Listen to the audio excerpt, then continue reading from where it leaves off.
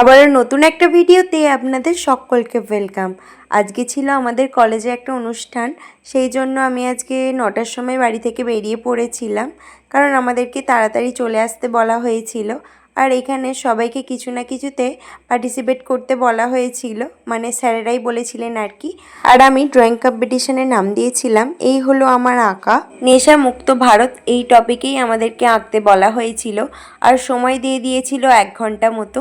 1 ঘন্টার মধ্যে আমরা আঁকা শেষ করে বেরিয়েছিলাম একটু বাইরের দিকে।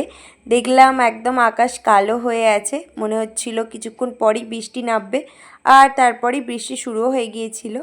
আর এখানে আমরা বসে বসে একটুখানি অনুষ্ঠান দেখছিলাম। আমাদেরকে দেয়া হয়েছিল একটা করে কুপন, তো সেটা নিয়ে চলে গিয়েছিলাম ক্যান্টিনে, কারণ আজকে খাওয়া দাওয়া আমাদেরকে ওখানেই করতে বলা হয়েছিল। তো গিয়ে অনেকক্ষণই বসেছিলাম, তারপর আমাদেরকে খেতে দিয়ে দেয়।